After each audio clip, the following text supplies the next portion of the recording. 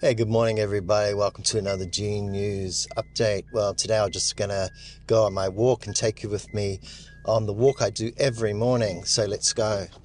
Let's start by getting in the right gear and let's go up the driveway.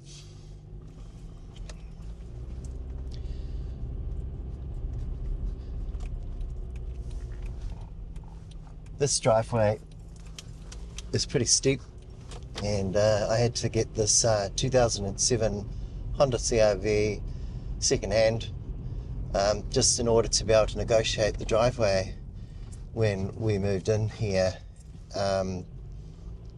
just over a year ago now. It actually was, and we're now living with Vicky's dad, and every morning I go on this drive after I've written an article. So I'm keeping my hands on the wheel for you because there's some of you that get really worried. It's actually quite legal to talk and do hands-free while you're driving in New Zealand, but not everybody understands the law, so they do freak out. But I'm a very, very careful, cautious, defensive driver, and I'm just going around a bend here that's a bit blind. I always just about slow down to zero because when it came to defensive driving, my dad, he told me when I was quite young just to regard everybody else on the road as an idiot, and therefore just presume that something might happen. And so far, in all the time that I've been driving on the road, which is over 40-something years now, I've never actually had an accident. And, touch the wheel. Hopefully, that's still the case. So, anyway, so what I'm doing is I'm just heading over the top of the hill here, and we're coming into the bright sunlight. It's quite a sunny day here, and I'm looking down on Onetangi Beach. Now, I'm not the greatest when it comes to history, but my understanding was this Onetangi Beach was the scene of a big battle, something around about 1821, and at that time, Honihika came down from up north with Napui, and he did some raids in the Auckland area, including here on Waiheke, and there was a big battle on the beach, and a lot of people got killed, and people had to flee, and they fled down the Coromandel, but they were pursued, and you can read all this history, but it's all quite interesting that today, now this area, Onetangi, is an area where Christopher Luxon has a luxury place of his own, and pretty sure I know which place it is. I walked past it. But when I go for a walk in the morning after I've written an article, I tend to wear headphones and I just play music and I reconnect and I get some exercise, because doing some exercise can ward off all of those kind of degenerative diseases that we all know we get. If we just don't use it, we lose it. So it's something I've been doing now every single day, rain or shine, like whether it's raining or not, I just go out and I do this walk, and I must admit it's something that makes me feel a lot better. So I'm pretty sure a lot of you guys probably also do some kind of regular exercise, and I've noticed that there are good health effects from it. So keeps everything moving, keeps you from sort of seizing up, and pains and aches and pains that you might have had go away.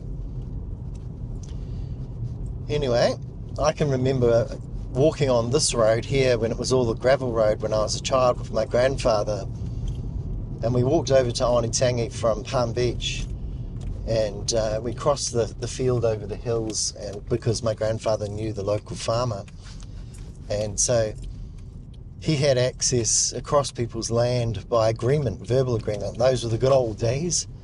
And I remember walking down here with him all those years ago, through the eyes of a child. It seemed like an awful long way to walk. But my grandfather would walk all over this island all the time.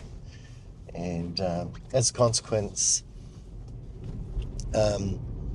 I began to sort of emulate that kind of behavior. So as I was growing up, I always came down here, and I went on a lot of walks as well. See, hands on the wheel. So anyway, it's quite a nice morning down here, and I'm going to park just down here next to this little reserve area here, down the end of the beach. And come with me now, and we'll go for a walk on the beach, and we'll keep talking. All right.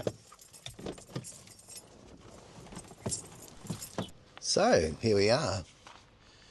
So every morning I walk down here, and it's quite a nice morning this morning. Walking into the sun here, and we're coming down to the beach. You might be able to hear the waves just gently lapping on the shore here. So I'm going down some stairs down onto the beach.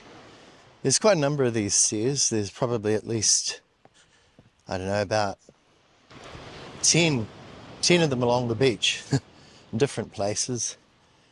But yeah, so this morning there's quite a lot of people on the beach. Have a look behind me. You can see them there walking along the beach. And there's people just behind me up the top there carrying coffee. Just along there in the background there. So I come down here each morning, typically around about, I don't know, just after 7:30, something like that, because I get up around about 4:30, 4 o'clock, and I take about half an hour usually to read through some of the latest research, newspaper articles. And this is the kind of thing that I encounter. Now, I often go this way, and I head off down the beach. So what a time we're living in at the moment. We just saw all those electoral changes. So we've got new electoral seats, and it's all a bit confusing. What was Wellington Central is now Wellington North. And yeah, there's something like, I don't know, half a dozen seats that have been changed around. And I guess that happens. But what doesn't happen is this excluding about 100,000 voters on the flimsiest of justifications, like the idea that, it's going to take 2 to 3 weeks to count the special vote, so we have to change the system. And 13 days before election day, this government is seeing to it that you can't enrol. And they know that the special votes always favour the left. So this is actually gerrymandering.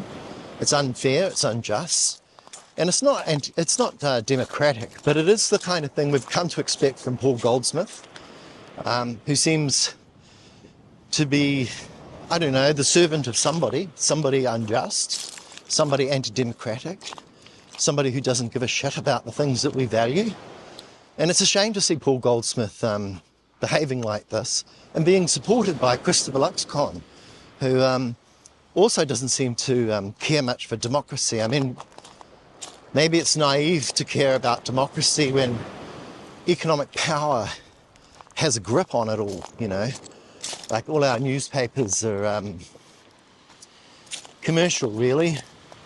And as free enterprises, they're there to make a profit. Their purpose is to return a dividend to their shareholders. So it's not the public good, is it? The newspapers aren't there as a fourth estate as such. They argue theoretically that that's their independent newsrooms are doing so. But what we continue to see is examples all the time where the editorial lines taken omit all the salient points that would make them fair. And we also see a fairly toothless broadcasting act. Have you ever complained to the Broadcasting Act or to the Media Council? Because if you do, you'll be hearing how something blatantly inaccurate is accurate, or something blatantly unbalanced is balanced over a period of time, something like, over 12 months. So you can get away with, being unbalanced, get away with it. And the people that are making these assessments are typically connected to the people that are being accused of being out of balance. So there's relationships behind the scenes that come into play when it comes to what is deemed to be balanced and accurate news reporting. If you look up here, you can see the coastal erosion begin behind me. I'll just turn around. See that area there where the sand is just abruptly falls away on a cliff? Well, that's the tide. So the nature of the beach here is that it changes its shape all the time. And because I've been coming here walking every morning since about April 2025, I've seen the shape of the beach change. What I've also seen is, sorry, I've been looking, I need to look more directly at you. What I've also seen is that the beach has a little community of people who are regular walkers. And we say hello to each other, we wave. We don't really sit around and talk to each other, but it's the same people. There's about a dozen of us that are always out here every morning. And because I'm a little bit later today, I'm probably not going to come across the same folk. But every Saturday morning, which it is today, there'll be a group of people down the end of the beach doing exercises, kind of like Pilates and lifting things and bending and all that kind of stuff. And you'll also come across maybe half a dozen playful dogs who are just so happy to be on the beach, because it's probably the highlight of their day to come down here in the morning. Anyway, this is part of my regular day, as I mentioned. And this morning I wrote an article about the pink pantsuit and the way Christopher Luxon have produced these terrible outcomes. The promise to fix the economy. As one of the regulars just passed me by and gave me a wave. Christopher Luxon and Nicola Willis said they'd fix the economy. They said, if you survive to 25, then all will be well. Trust us, we're the superior economic managers and we can see the future. We know what's happening. We are putting everything in place. And this involves austerity and privatisation and deregulation, so that economic power would be free and be unleashed, and then there would be this growth, which, if you actually look at New Zealand's growth projections, I mean, it's pretty modest. They're going to, if they succeed, grow the economy at a macro level by something like 2.7% per year.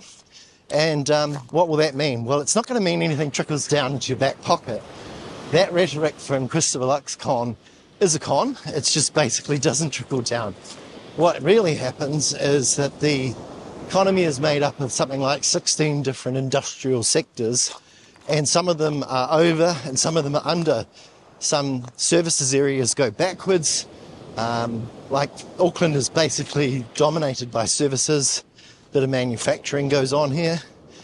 But, other areas in the economy may go ahead. Like at the moment, agriculture is experiencing a bit of a comeback after a bit of a bad time. So it's doing really well internationally with the exports. But it doesn't necessarily mean that that income trickles through the economy and reaches all of us. What actually happens is that people save their money, or they put their money into assets.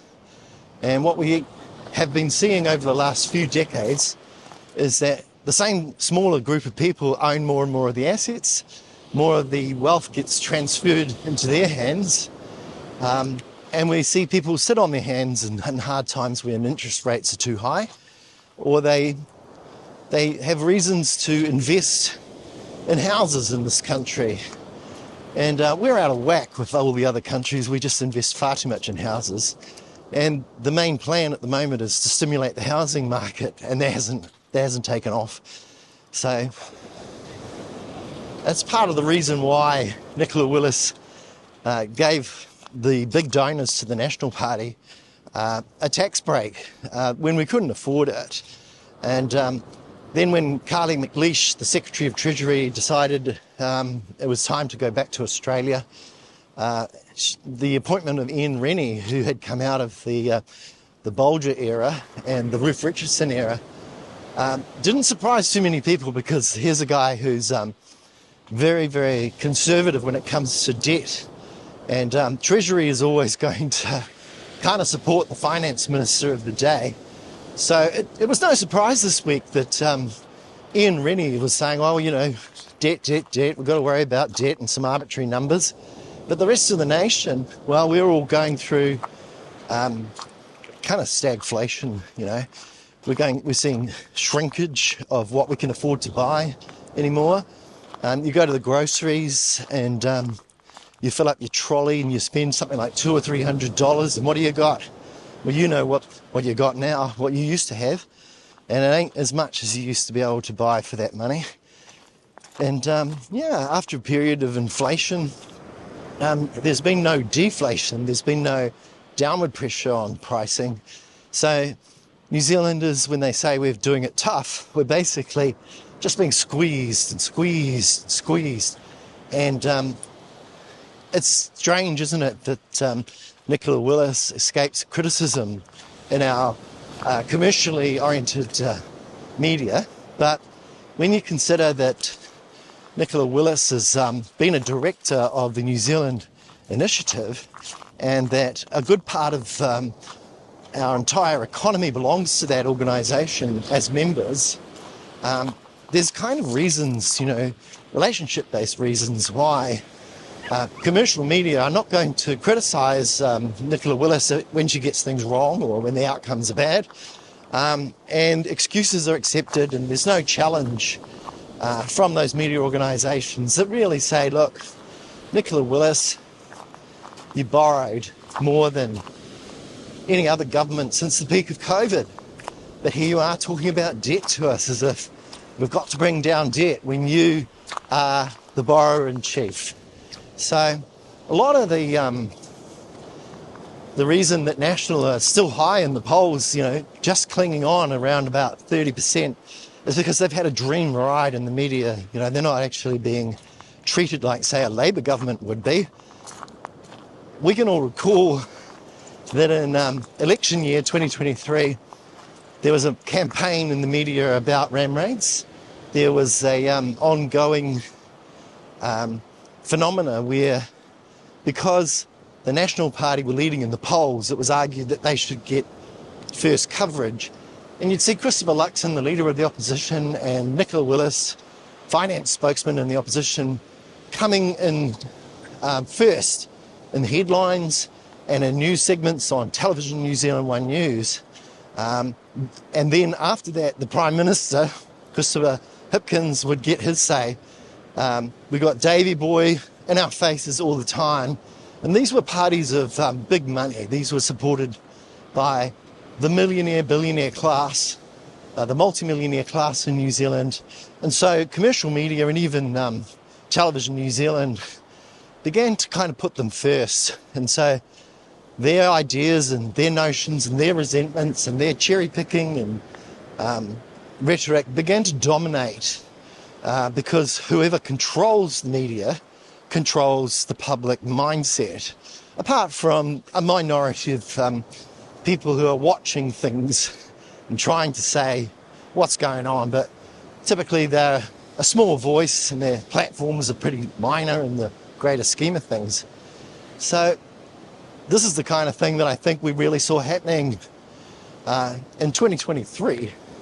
And today, it's all Christopher Luxon. If you want to go to a headline or a media, you barely ever see Chris Hipkins mentioned. You know, maybe he'll come in second, but he's leading in the polls, and so there's a big discrepancy there, isn't there? It's not like it is consistent. And the only difference is money, really, I think. Personally, I've got this perspective that says Christopher Luxon is kind of like a person missing in action. He's not really there. He's just reciting lines. It's all a canned performance. Christopher Hipkins, on the other hand, is full of substance, knows all of the mechanics of government. He's a far better debater. He's able to talk from a position of understanding the material and doesn't resort to slogans and lines. But Christopher Hipkins has actually been telling us this for some time, and it's taking a long time for New Zealanders to catch on. And I think this is because they've been distanced from Labour by Newstalk ZB and NZME Assets, who are in it for the money. And, you know, they are the king of radio. They're the Newstalk ZB. They've got Mike Hosking.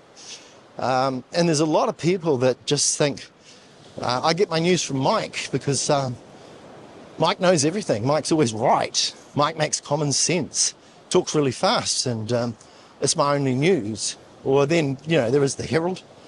And you might listen to some more biased media there. But if you look around and shop about, you'll find that there's a lot of omissions there, and that Mike isn't right. Mike's basically pretty simplistic, and he's always pulling National further and further towards the Act's position, and doesn't add up. And it's just not that. It's just not that informing. I mean, I used to, a long time ago, actually work at Classic Hits 97 FM and Newstalk ZB, but I was only there for a year, and I did a little bit of work in advertising there, and that's when I sort of got to see how a lot of this stuff works. And it's not neutral. I mean, this is about making money and sensationalizing the news to get attention, to get bums on seats, to grow an audience, and to tell your audience during survey that you are number one, and therefore you should keep spending your advertising dollars with us. So that's the real dynamic behind the way the news is created. And I think we deserve better than that, actually. Radio New Zealand, Morning Report, if I listen to what a lot of you guys have to say, you'll tell me, hey, it's really watered down now. It used to be really good. But something's happened there where, you know, we've lost the sort of the teeth. I listened to a show that had Nicola Willis and Carmel Cepoloni appear on it with Ingrid Hipkiss, and I thought, oh, well, isn't it great that neither of them are really having an argument here? They're saying what they want to say, but they're kind of being kept separate, and there's no real contesting of the ideas. It felt a little bit like you've got your position, I've got mine, but neither the twain shall meet, and there's no real conclusion. Nobody's got the Kim Hill teeth, you know, to get stuck in anymore. Having said that, it's probably still the case that Radio New Zealand is the best of a bad bunch, because at least they get stuck in a bit.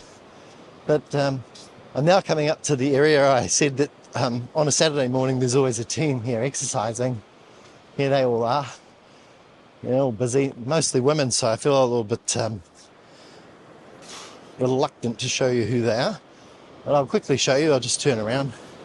So that lot behind me doing all the weights and stuff. There they are. Stretching out on the beach.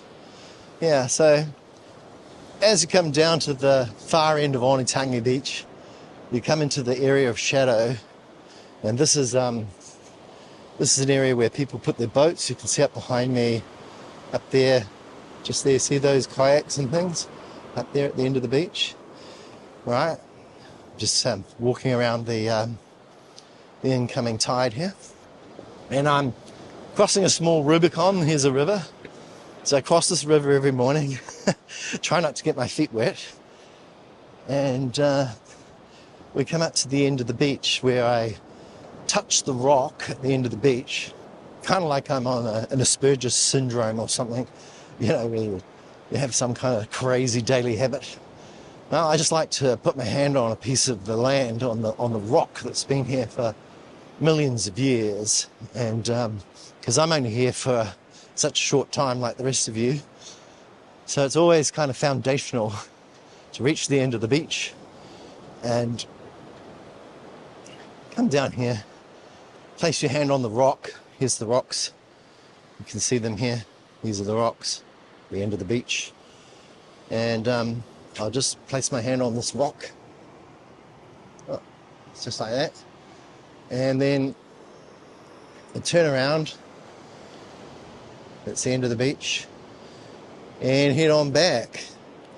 Now they say that it's like about 1.5 kilometres, from the car to here. So walking back is a total of about 3 kilometres. Anyway,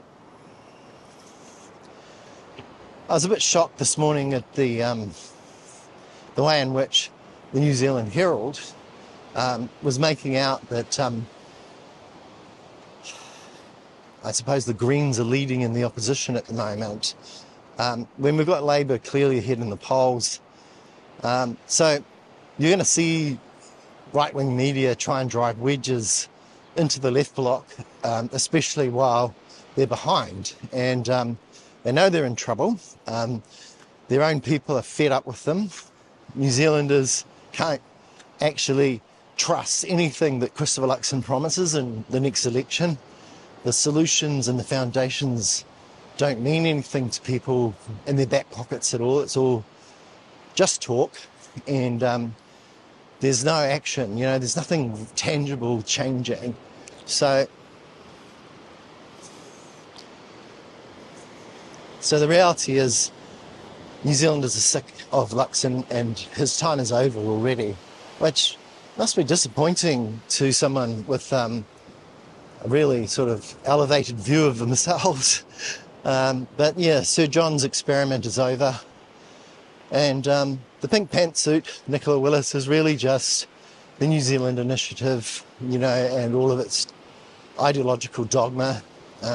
Everything that they want, she has delivered. She got rid of Adrian Orr. We saw that she basically defunded Reserve Bank. This week we found out that 1 in 5 of the employees of the Reserve Bank are actually going to lose their jobs. Where are they going to go and work now? They're going to drive an Uber or just join the jobless queues, on JobSeeker. That's a nice dog. This dog here behind me I see every morning. He belongs to a chap that's probably walking around behind me now that generally says hello to me. He's probably walking faster than I am. But anyway, it's a nice walk out here. So, yeah, I don't see why we still have, or so many people still have faith that Nicola Willis is going to deliver any kind of prosperity to middle New Zealand. She's really just there to serve the big end of town, the landlords. We've talked about this quite endlessly. We also, we're just sort of seeing this unnecessary race-baiting provocation as Paul Goldsmith, extends the law. I see Vincent O'Malley, who came on G News, basically just saying this absolute tripe and rubbish that Goldsmith is returning New Zealand to the intentions of the 2011 Act. That's absolutely not true. Chris Finlayson also says that's rubbish, and that Goldsmith and National Party are undermining that Act. And even Peter Dunn, the bow-tied hamster, is saying it's absolutely just a load of rubbish and garbage that Goldsmith is going on about. So this Christopher Luxon government is completely out of order with the mainstream National Party voter. Even Sylvia is saying, Christopher Luxon's humanity is not visible at the real fizzer of a conference. I mean, they didn't see that 15% tariff coming, and they were blind. And, if you just got to watch Todd for a while in Parliament, and especially when he was in opposition, I was watching him for years there before he became the Minister of Trade here, and he's not the sharpest pencil in the drawer, old Todd. So, it was probably quite a dramatic trauma for him to be caught out. And now the idea that he's going over to the United States, if Trump changes his mind in the next week or two, to beg and sulk for a reversal, after one of our top negotiators actually goes over there and does the real work behind the scenes. It's all too late, and even Christopher Luxon doesn't hold any hope for Todd. I mean, Todd's good at like getting on a plane and staying at a high-paying, very expensive hotel. He can rack up those fossil fuel jet fume miles. You know, he can really create some emissions. But when it comes to doing something new that hasn't been done before, you know, for example, the Gulf Cooperation Council, FTA, was already pretty much finished and ready to be signed, and then jumped Todd to sign it after Labour had set it all up. And yeah, wow. There was Luxon boasting away about how Todd was stealing the credit here again. I mean, it's just it's a phony show. And, you know, the reason I make these kind of videos, take you out with me on a walk, is because, you know, I think I didn't sort of grow up in this country just to accept these kind of phony baloney politicians just ripping this place apart after all these years that we've lived here. And so, you know, if you're ever going to say something or do something, now is the time before it's too late. So, yeah, Todd, absolute spectacular fail. Winston's focus on the word Aotearoa on our passport didn't make any sense. The more we looked at the cover of the Irish passport, the more you sort of realised that Winston isn't a good thing for this country anymore. Playing up for his populism to sort of cookers and racists, and that doesn't help us. It's just the worst kind of politics. And people that support that, you know, like, need their heads read, really. And yet here we are, we're all going to listen to these people again, and in the next election, as if somehow or another they're valid. So today I'm going to go down to the local radio station and talk to a man about interviewing some local politicians. When you go on radio, it's important to be neutral, 100% neutral. But the main reason for me to even consider doing interviews of that nature is just personal, really. I'd like to learn a lot more about local politics, because in New Zealand, local democracy may be slowly dying. I'd seen the stats that showed that it had actually decreased from about a 50% turnout 2 decades ago to about 40% now. And if that trend continues, then nobody will care enough to actually know who they're voting for. So if I can do something to help, then there's something in that. But really, I'd just like to learn a bit more myself, because like most of us, been a bit too busy with a different focus to actually know what's going on in our own backyard or our own neighbourhood. And to those people that do, well, you're a bit ahead of people like myself. So that's the game. Yeah. What a lovely day. It's been a good week, I think, for the Labour Party, with all of the problems we've seen from the government, and the strategy of just keeping your cards close to the chest and then unleashing the best policies that are researched and evidence-based should actually now be listened to and considered properly. And undoubtedly, if there's a capital gains tax, people on the right who want to preserve our outlier status and continue to be unfair and argue that it's a schmozzle or a shambles, they'll say that even if it isn't. But I think, you know, the Labour Party have been through this now umpteen times, and there's hardly any other countries in the world that doesn't have a capital gains tax. This time you've got the chief executive of the ANZ arguing for fairness. Antonio Watson shocked, dumbed down by coming out and saying it's time for a capital gains tax. Accountants all over New Zealand are sick and tired of watching the rich get away with not paying their fair share. And David Parker did all that work at Inland Revenue, which showed us that about 3% of New Zealanders are paying about slightly less than half of what the squeeze middle average middle class worker has to pay in tax. And that's not fair. And everyone agrees that's not fair.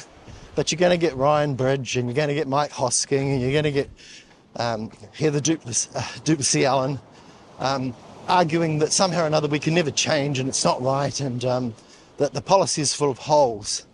And whatever the polls tell us about a capital gains tax, it's likely to even up the closer and closer we get to an election. When it comes to a wealth tax,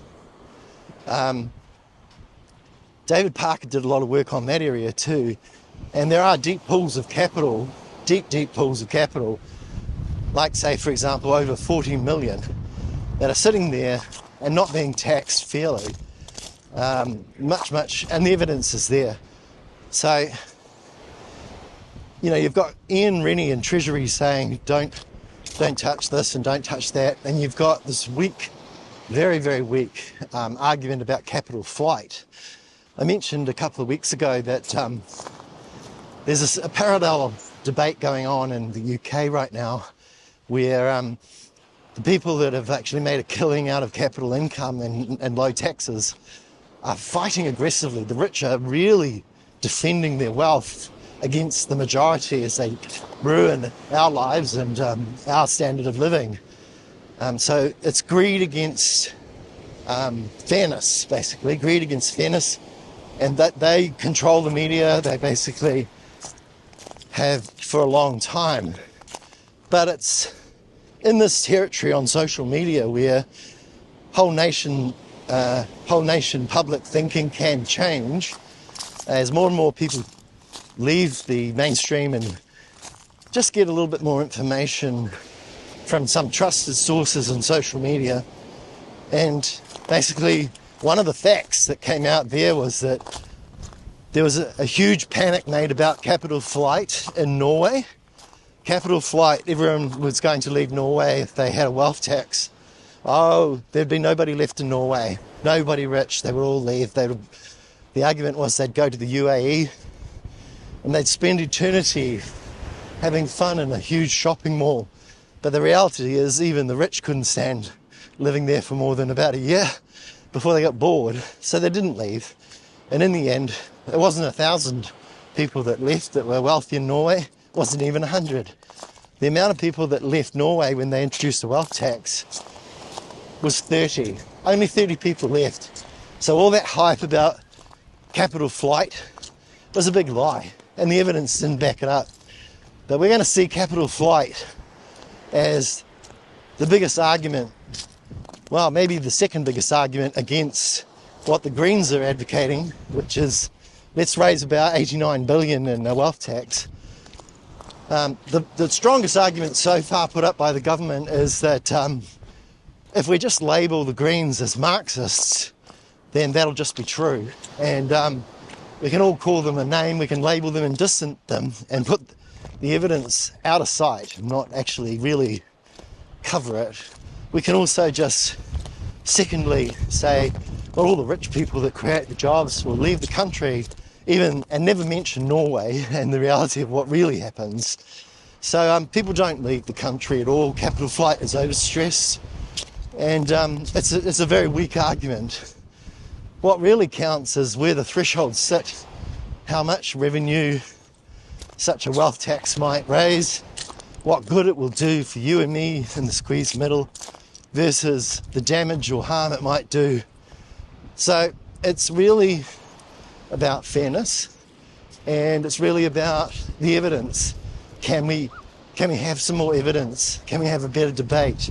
Or do we have to have sort of this old style, combative and simplistic media like Ryan Bridge on Herald Now, just ganging up with Davey Boy on Chloe all the time.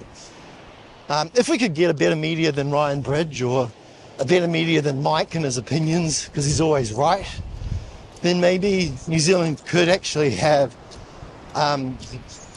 more informed public opinion and people who were not swayed by bullshit and just basically looked at the evidence and said, hey, capital flight's not a problem. Hey, this is unfair and we believe in fairness.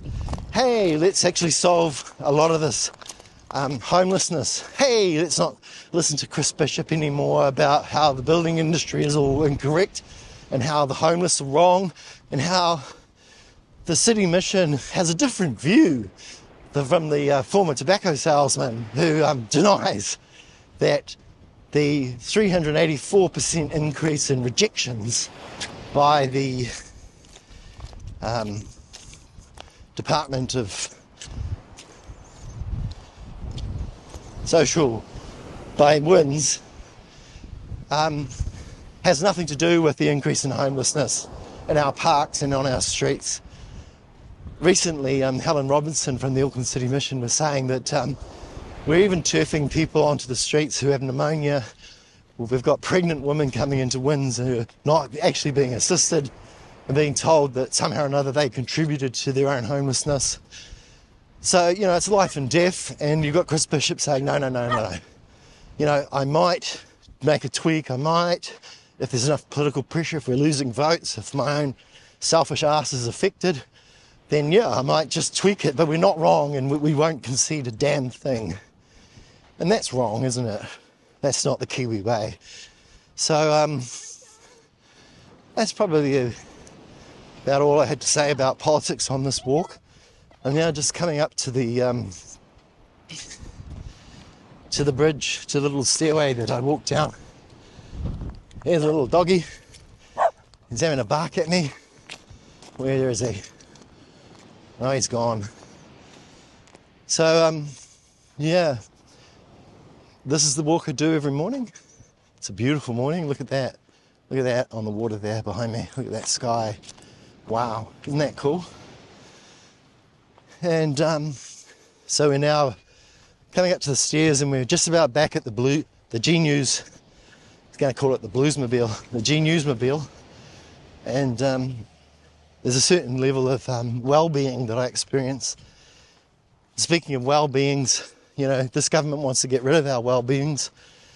It's arguing that the 1% of our rates bills that are made up from our 4 well-beings is the problem, and we need to cap the rates because Christopher Luxon said he believed in localism, but he obviously believes in centralism more and is dictating from Wellington what local governments can do.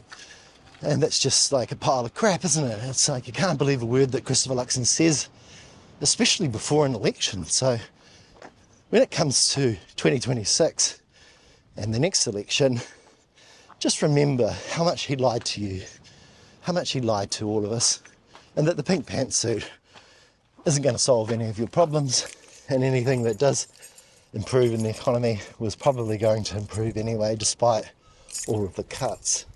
That's all from me this morning. Hope you enjoyed the walk I went on. I'm now going to go back home and make Vicky a coffee. So have a wonderful day. Talk to you all again soon.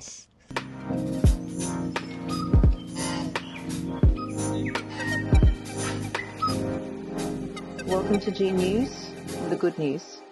Yeah, right.